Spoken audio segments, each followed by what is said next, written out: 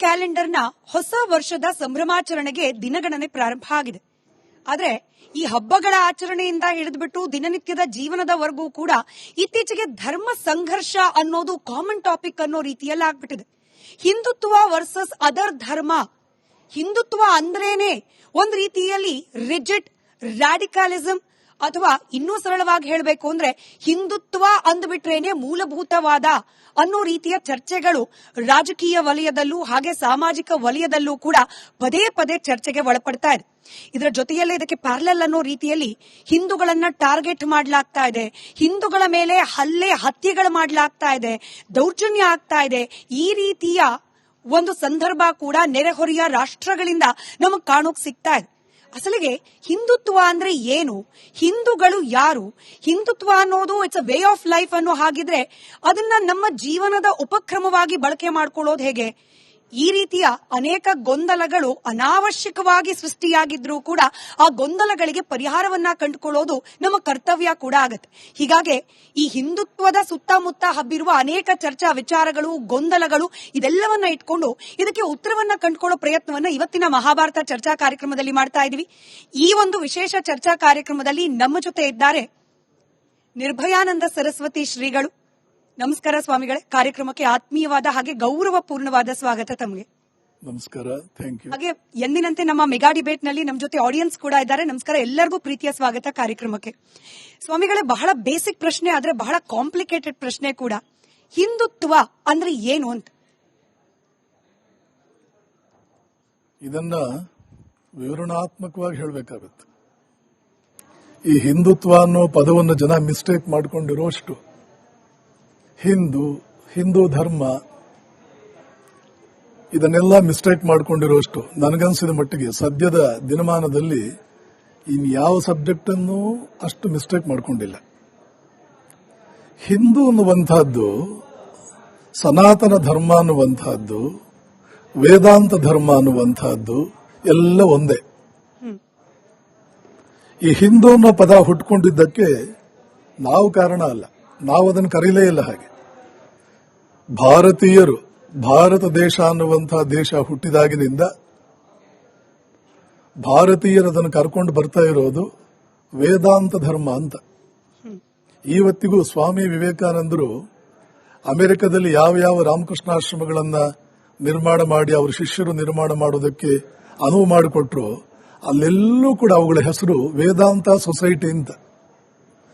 ಯಾವ ರಾಮಕೃಷ್ಣಾಶ್ರಮವೂ ಅಮೆರಿಕದಲ್ಲಿ ರಾಮಕೃಷ್ಣಾಶ್ರಮ ಅನ್ನೋ ಹೆಸರು ಹೊತ್ತಿಲ್ಲ, ವ್ಯಕ್ತಿ ಹೆಸರೇ ಹೊತ್ತಿಲ್ಲ.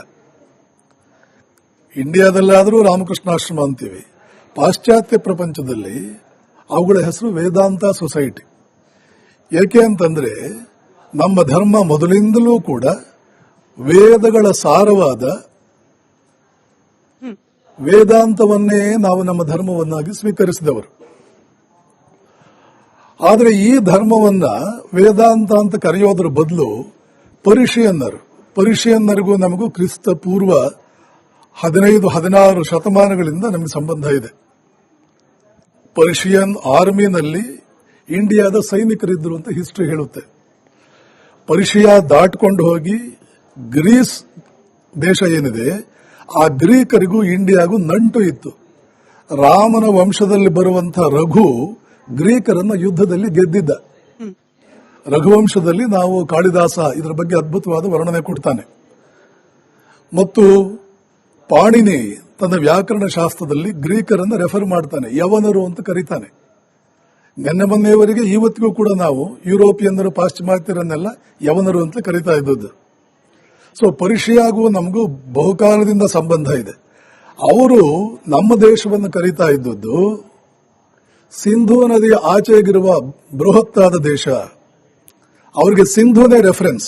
ಯಾಕೆಂದ್ರೆ ಇವತ್ತಿನ ಇರಾನ್, ಪರ್ಷಿಯಾ ಅಂದ್ರೆ ವಿಶೇಷವಾಗಿ ಇವತ್ತಿನ ಇರಾನ್ ನಿಂದ ಇಂಡಿಯಾಗೆ ಬರಬೇಕು ಅಂದ್ರೆ, ಅಥವಾ ಯಾವುದೇ ಪಾಶ್ಚಾತ್ಯ ರಾಷ್ಟ್ರದಿಂದ ಇಂಡಿಯಾದ ಒಳಗಡೆ ಬರಬೇಕು ಅಂದ್ರೆ ಹಿಮಾಲಯ ಅಡ್ಡ ಬರುತ್ತೆ. ಖೈಬರ್ ಮತ್ತು ಬೊಲಾನ್ ಅನ್ನುವ 2 ಕಣಿವೆಗಳು ಬರುತ್ತೆ. ಆ ಕಣಿವೆಗಳನ್ನು ದಾಟಿಕೊಂಡೇ ಬರಬೇಕು. ಬಂದ ಮೇಲೂ ಸಮುದ್ರದಂತಹ ನದಿ ಒಂದು ಅಡ್ಡ ಆಗುತ್ತೆ. ಸಮುದ್ರ, ಅದು ರೋಲಿಂಗ್ ಸಿ ಅಂತ ಕರೀಬಹುದು, ಉರುಳುವ ಸಮುದ್ರ, ಬೃಹತ್ತಾದಂತ ಒಂದು ನದಿ. ಇವೆರಡೂ ದೊಡ್ಡ ಅಬ್ಸ್ಟಕಲ್ಸ್ ಪಶ್ಚಿಮದಿಂದ ಬರುವವರಿಗೆ.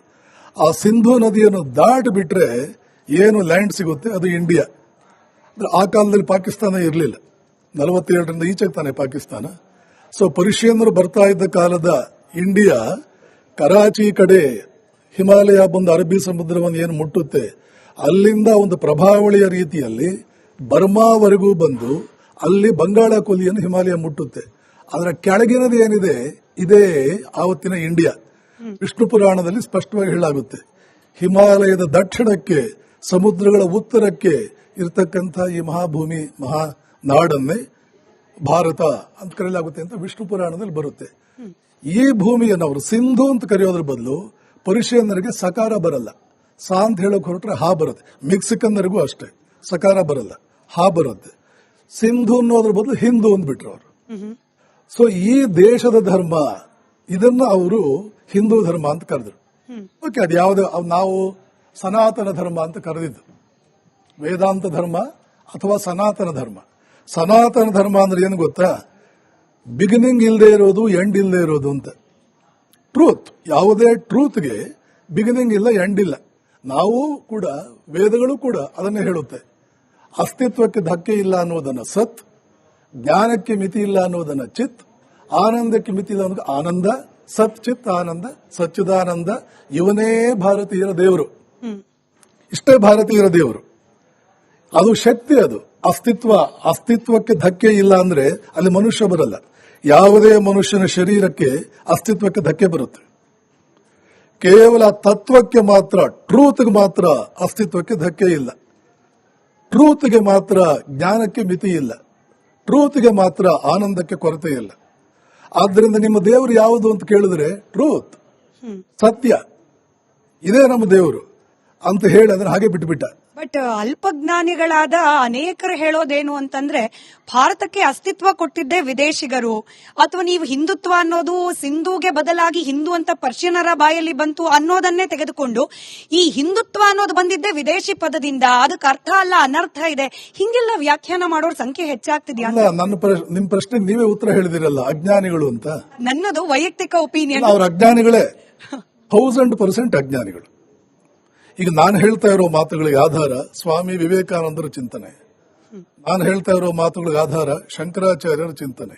ಯಾರಾದ್ರೂ ಇದನ್ನು ಪ್ರಶ್ನೆ ಮಾಡಲಲ್ಲ, ಏನೇನೋ ಬಾಯಿಗೆ ಬಂದಿದ್ದಲ್ಲ ಹೇಳ್ತಾ ಕೂತ್ಕೊಂಡ್ರೆ ಕೇಳೋರು ಯಾರು? ಅವ್ರಿಗಿಂತಲೂ ದಡ್ಡರಾದವ್ರು ಕೇಳಬೇಕೇ ಹೊರತು, ಅವರಷ್ಟೇ ಬುದ್ಧಿವಂತರಾದವರು, ಅವ್ರಿಗಿಂತಲೂ ಬುದ್ಧಿವಂತರಾದವರು ಆಧಾರ ಕೊಡಿ ಅಂತ ಕೇಳ್ತಾರೆ. ಮತ್ತೆ ಜ್ಞಾನಕ್ಕೆ ಎಂದಾದ್ರೂ ಬಿಗಿನಿಂಗ್ ಇದೆಯಾ? ಜ್ಞಾನಕ್ಕೆ ಎಂದಾದ್ರೂ ಅಸ್ತಿತ್ವಕ್ಕೆ ಧಕ್ಕೆ ಇದೆಯಾ? ಜ್ಞಾನ